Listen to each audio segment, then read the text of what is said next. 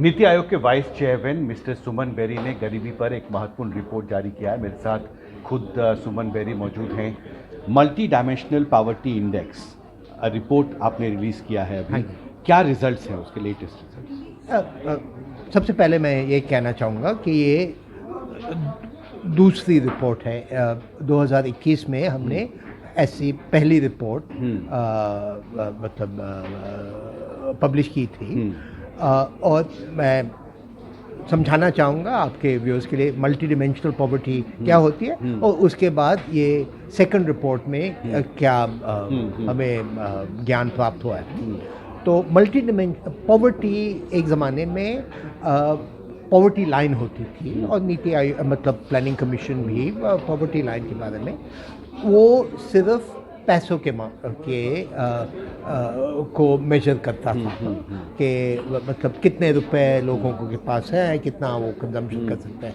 Multi dimensional poverty का ये मतलब है कि गरीबी सिर्फ पैसों की बात नहीं है, तो सेहत की बात है, ये शिक्षा की बात है। तो ये मेथडोलॉजी अभी कुछ 15 साल पुरानी है। आपको पता होगा कि 2015 में यूनाइटेड नेशंस ने एक इंटरनेशनल एग्रीमेंट जिसको कहते हैं सस्टेनेबल डेवलपमेंट गोल्स 170 देशों ने कहा कि हम इसको स्वीकार करते हैं। तो अगर इतने देशों ने कहा कि ये हमारी दृष्टि में this is what we owe our citizens, फिर सवाल पैदा होता है तो इसको आप मापेंगे कैसे। तो उन्होंने मल्टी डिमेंशनल पॉवर्टी इंडेक्स पे काफ़ी चर्चा की, बातचीत की। तो ये इंटरनेशनल मेथडोलॉजी है।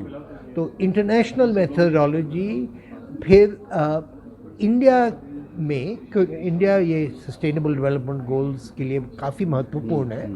तो सवाल पैदा हुआ तो इंडिया में आप ये मल्टी डिमेंशनल पॉवर्टी को कैसे मापेंगे।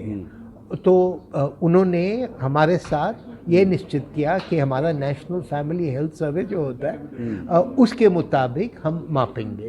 तो एक ग्लोबल इंडेक्स भी है, पर आज जो हमने रिलीज़ किया है नेशनल इंडेक्स है। सो अभी रिजल्ट्स क्या है लेटेस्ट जो 23 तो ये हमें महसूस हुआ है based on national family health survey 5 जिसकी कवरेज थी 2019 से 2021 तक। महसूस हुआ है कि this concept of multi dimensional poverty 13.5 crore लोग मतलब जो हमने अंग्रेज़ी में ये शब्द इस्तेमाल किया है, हैव इस्केप्ड फ्रॉम पॉवर्टी, यानी कि और ये सारे राज्यों में ये तरक्की हुई है। तो मैं दो विषय को स्ट्रेस करना चाहूँगा।